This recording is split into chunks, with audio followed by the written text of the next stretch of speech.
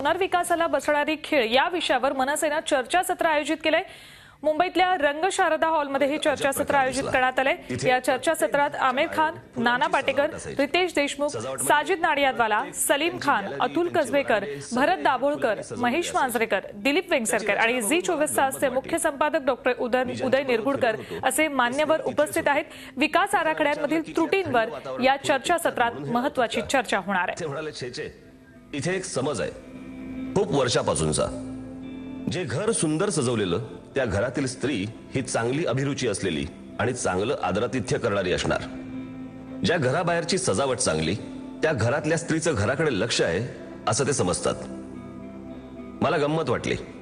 गंमत याच्यासाठी वाटली की सत्यम शिवम सुंदरम हा मंत्र आपण जगाला दिला, पण दुर्दैवाने आपणच हा मंत्र विसरल्यासारखं आजकाल वागतोय।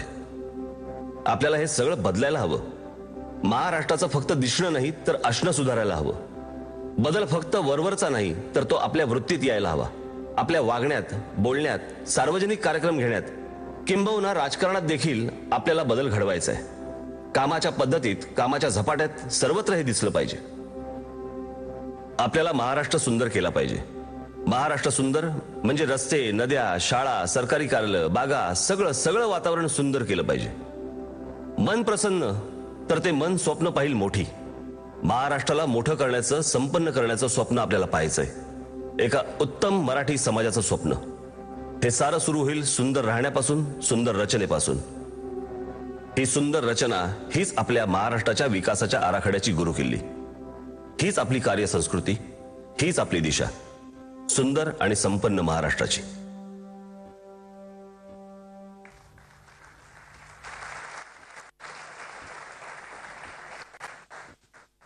धन्यवाद। आता मी मंचावर निमंत्रित करतो आजच्या परिसंवादाचे निमंत्रक आणि महाराष्ट्र नवनिर्माण सेनेचे अध्यक्ष माननीय श्री राजसाहेब ठाकरे यांना।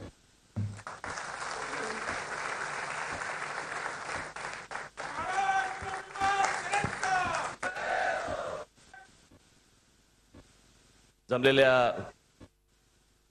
सर्व बांधवांनो आणि एक सोडून भगिनींनो, बायको पण आली आहे।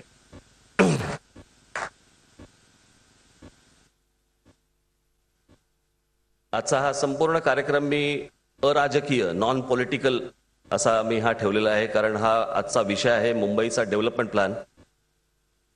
आणि मुंबईचा डेव्हलपमेंट प्लॅन हा मुंबईतल्या प्रत्येक शहराचा डेव्हलपमेंट प्लॅन येतो। तसा प्रत्येक शहरातल्या तिथल्या नागरिकांना कळलं पाहिजे की आपलं भवितव्य, आपलं भविष्य काय आहे, आपलं शहर कुठे जाणार आहे। आणि आपल्या आता जो डेव्हलपमेंट प्लॅन येईल तो 2032 सालचा असेल। 2032 साली मुंबई शहराची लोकसंख्या किती असेल, किती वाढेल, त्याप्रमाणे त्याच्यामध्ये काही गोष्टी केल्या आहेत, नाही केल्या आहेत, हे मला असं वाटतं आज तपासणं आपल्याला खूप आवश्यक आहे, गरजेचं आहे। म्हणून मी आज हा कार्यक्रम इथे आयोजित केला। आज या कार्यक्रमाला अनेक मान्यवर इकडे उपस्थित आहेत। मी सर्वप्रथम अनेक जे मान्यवर आलेले आहेत, काही पुढे राहिले असतील, पहिल्या ह्याच्यात, दुसऱ्या ह्याच्यात, तिसऱ्या ह्याच्यात, तर जरा मी दिलगिरी व्यक्त करतो की कोणाची जर समजा काही गैरसोय झाली असेल तर माफ करा। आजच्या कार्यक्रमाला मी अनेक मान्यवरांना बोलवलं, ज्याच्यामध्ये अनेक आपले मराठी वर्तमानपत्राचे सगळे संपादक आहेत, मराठी चॅनलचे आपले संपादक आहेत, अनेक आर्किटेक्ट्स आहेत, अनेक डॉक्टर्स आहेत, विविध क्षेत्रातली माणसं आहेत। आणि खास करून मी इथे आज सलीम जावेद साहेबांना मी इथे आजच्या कार्यक्रमाला मी खास करून बोलवलं, कारण हे आपले आदरणीय व्यक्तिमत्व आहेत। आज मी त्या दिवशी जावेद साहेबांना जेव्हा फोन केला त्यावेळेला जावेद साहेबांना मी त्यांना सांगितलं की आता आपल्याला पुढे कार्यक्रमात आपल्याला कळेलच। आणि एक मुंबईमध्ये एक नाला आहे, नाला म्हणजे गटारच म्हणतो आपण त्याला, गोड गोड शब्द देऊन त्याला नाला म्हणतो। आणि तो चांगला लोकांसाठी तिथे फिरता यावं, जाता यावं, लोकांना तो मिळावा याच्यासाठी ती मोकळी जागा असावी म्हणून तो कितीतरी काही किलोमीटरचा एक नाला आहे, तो तयार करण्यासाठी म्हणून जावेद अख्तर साहेबांनी त्यांच्या खासदारकीच्या फंडाचे सगळे 25 कोटीच्या 25 कोटी रुपये देऊन टाकले। आणि मी जेव्हा त्यांच्याशी मी बोलत होतो त्यावेळेला मी त्यांना म्हटलं की जावेद साहब मैंने सुना वो आपने सब MP फंड का पैसा दे दिया. काय अप्रतिम वाक्य बोलले ते. आणि त्यांनी असं सांगितलं की अरे राज, जिस शहर ने मुझे सब कुछ दिया उस शहर को मैं कुछ थोड़ा तो दे सकता हूं कि नहीं.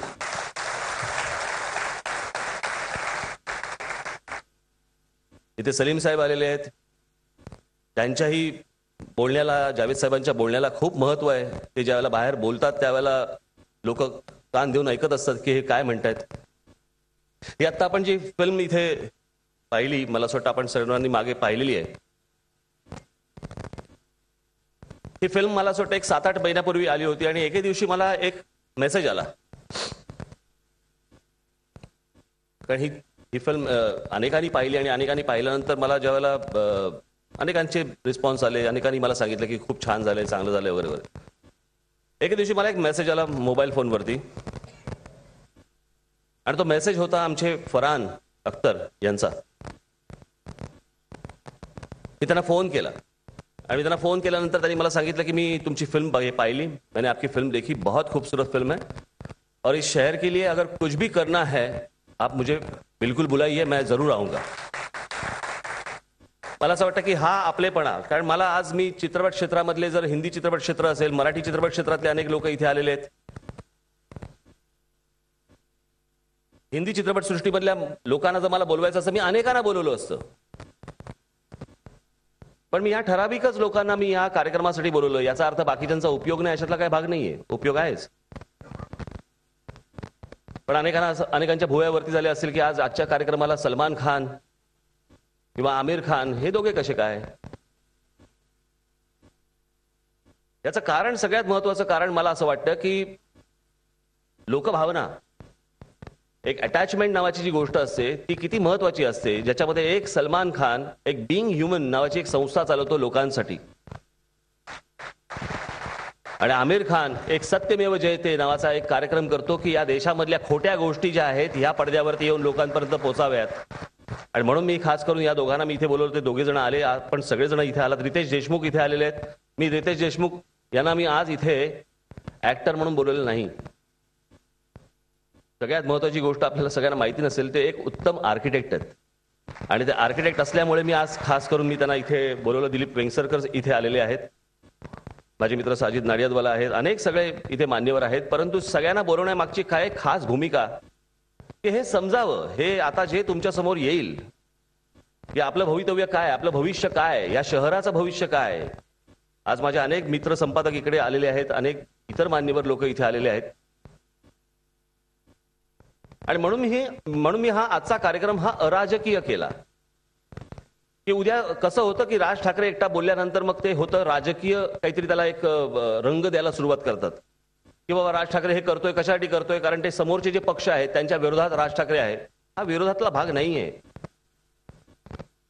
आपल्याला आपलं कळलं पाहिजे की आपलं शहर कुठे जाणार आहे, कुठे होणार आहे, कुठे पुढे आपल्याला आपलं भवितव्य काय, आपल्या येणाऱ्या पुढच्या पिढ्यांचं, जनरेशनचं भवितव्य काय हे आपल्याला कळलं पाहिजे.